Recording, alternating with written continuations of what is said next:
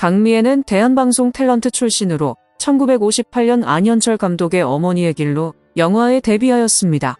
이듬해인 1959년 추억의 목걸이에서 단역으로 등장했는데 이 영화에서 놀라운 연기로 영화계의 크나큰 수확이라는 찬사를 받았습니다.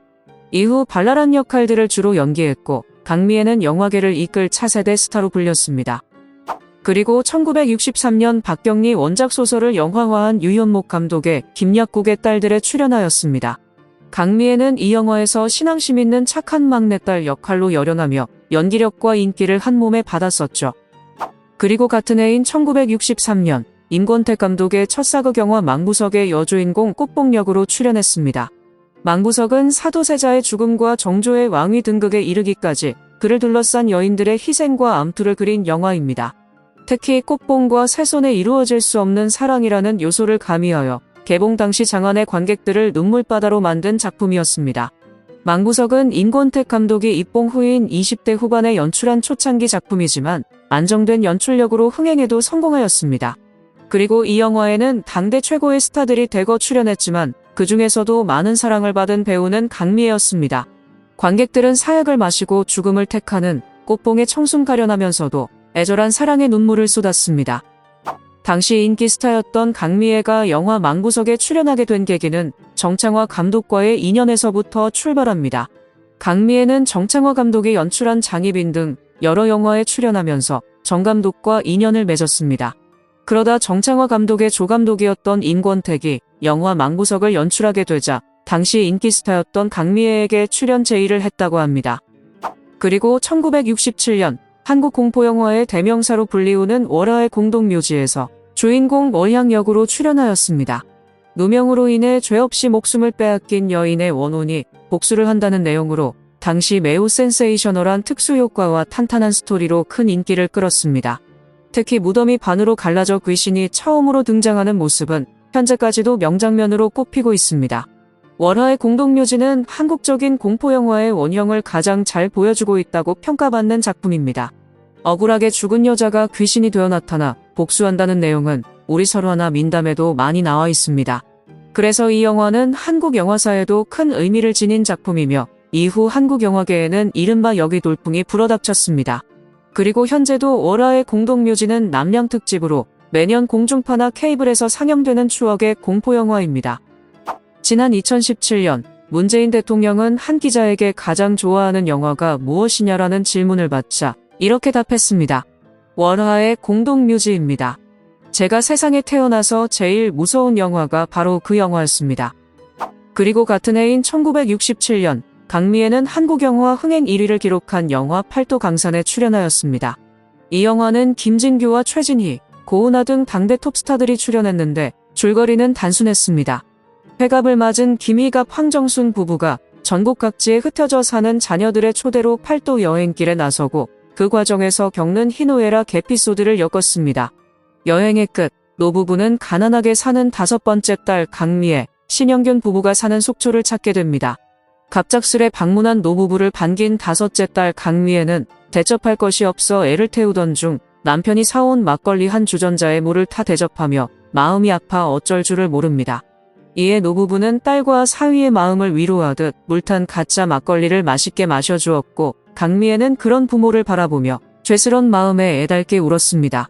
팔도강산은 개봉 당시 국도극장 단관에서 33만 명이라는 기적적인 관객 몰이로 장안의 화제를 모았습니다.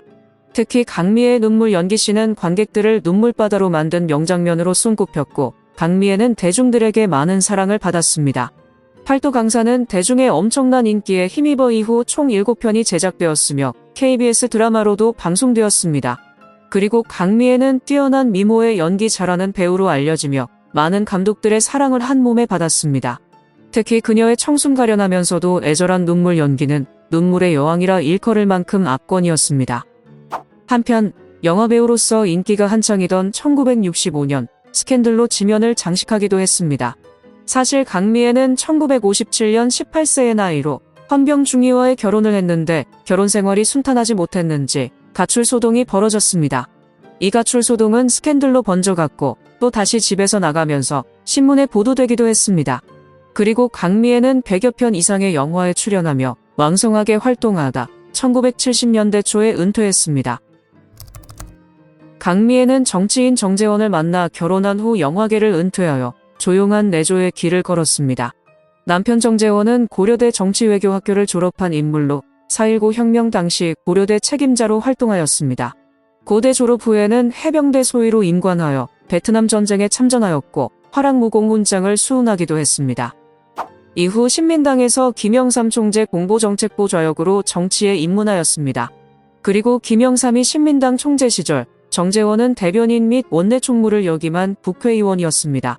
당시 정재원 의원은 김동영, 이기택, 이민우 의원 등과 더불어 상도동계를 이끌던 핵심 브레인이자 김영삼의 최측근이었죠. 정재원 의원은 정치 철학과 소신이 확고하고 대범하면서도 유머 감각을 갖춘 정치인으로 잘 알려져 있습니다. 그리고 1980년 전두환의 신군부가 권력을 장악하자 정치 규제를 당하였습니다.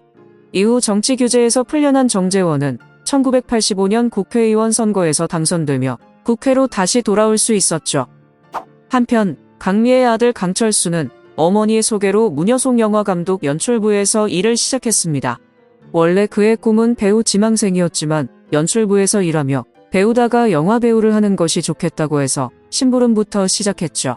그러다 일이 너무 힘들어 영화계에서 나와 여러 가지 일을 하다가 1993년부터는 개인 매니저로 일을 시작했습니다. 그러던 중 장영일 감독을 만났고 그의 눈에 띄어 배우로 데뷔하는 데 성공했습니다. 그리고 1996년 강철수의 주연 배우 데뷔 제작 발표회에 어머니 강미애 여사가 등장하며 모두를 놀라게 했습니다. 이때 많은 영화 관계자들과 원로 영화인들은 강미애의 깜짝 참석에 매우 기뻐하며 아들의 데뷔를 축하해 주었습니다. 그러나 영화는 흥행 실패로 끝났고 강철수는 이런 마음을 가졌다고 합니다. 영화배우 2세로서 어머니의 명성에 누가 되지는 말았어야 했는데 나의 첫 영화 데뷔는 흥행 실패로 끝났다. 나는 마음속으로 많이 울었다. 저예산 영화라 극장 흥행 실패는 당연한 것이었지만 촬영장에서 고생도 하고 큰 공부, 큰 경험을 했다. 난 배우들을 키우고 뒷바라지해주는 연예인 매니저는 천부적인 소질을 타고났는데 정작 나 자신 영화배우로서는 당시 게을렀고 인내심도 없었고 교만했고 부족함이 많았다. 당시 열악한 영화 현장도 견디기 힘들었다. 그저 배우 복이 없었나 보다 생각하고 있다. 정말이지 배우 아무나 하는 게 아닌 것 같다.